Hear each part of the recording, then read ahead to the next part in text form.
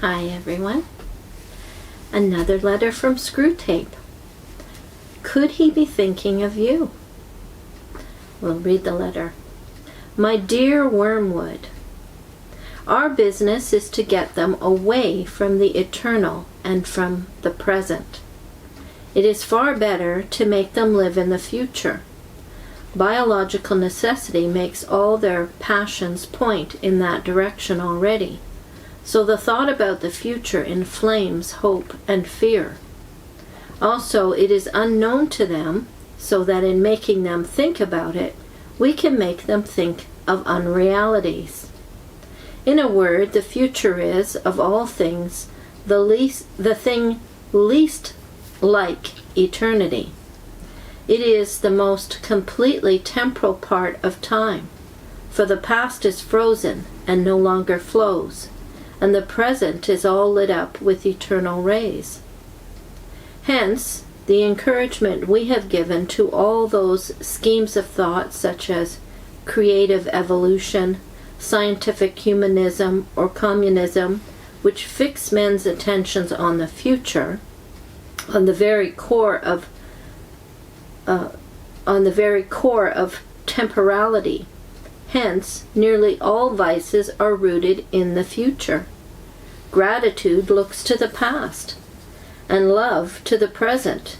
Fear, avarice, lust, and ambition look ahead. We want a whole race perpetually in pursuit of the rainbow's end, never honest, nor kind, nor happy now, but always using as mere fuel wherewith to heap the altar of the future every real gift which is offered to them in the present. It follows then, in general, and in other things being equal, that it is better for your patient to be filled with anxiety or hope, it doesn't much matter which, about this war than for him to be living in the present. If he is aware that horrors may be in store for him, and is praying for the virtues wherewith to meet them, and meanwhile concerning himself with the present, because there and there alone all duty, all grace, all knowledge, and all pleasure dwell, his state is very undesirable, and should be attacked at once. Here again, our philological arm has done good work. Try the word complacency on him. But of course, it is most likely that he is living in the present, for none of these reasons, but simply because his health is good and he is enjoying his work. The phenomenon would then be merely natural. All the same, I would break it up if I were you. No natural phenomenon is really in our favor. And anyway, why should the creature be happy? Your affectionate Uncle Screwtape.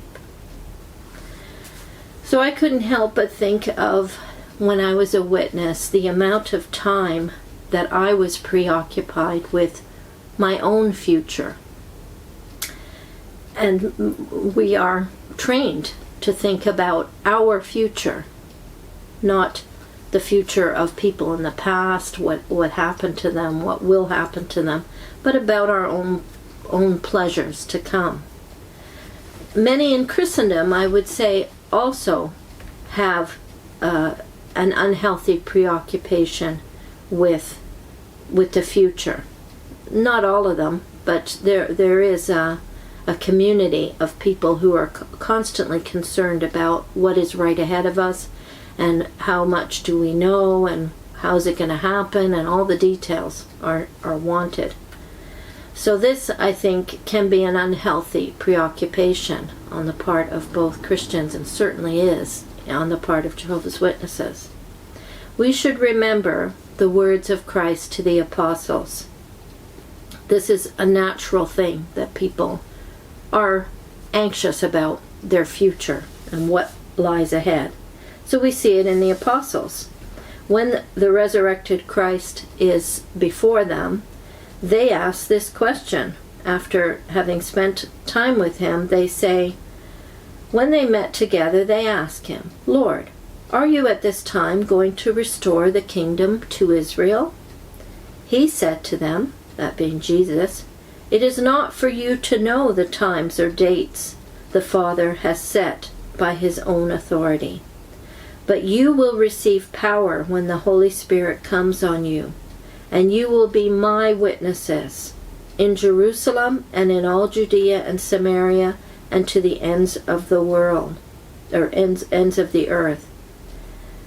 So in this passage, he's not denying the possibility of restoration for their kingdom, but he refocuses their attention on what they should be talking about, preaching.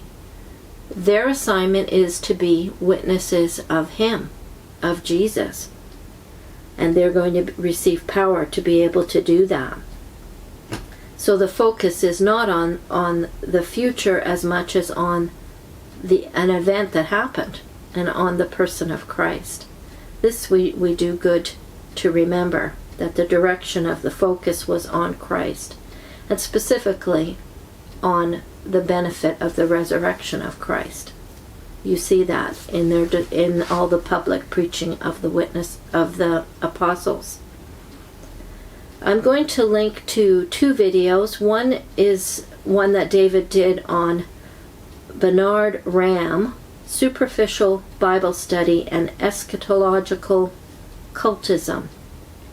And the second one is one that I recently did from my discussion of the Wenham book, was JW's hung up on cross as instrument, not as symbol of good news.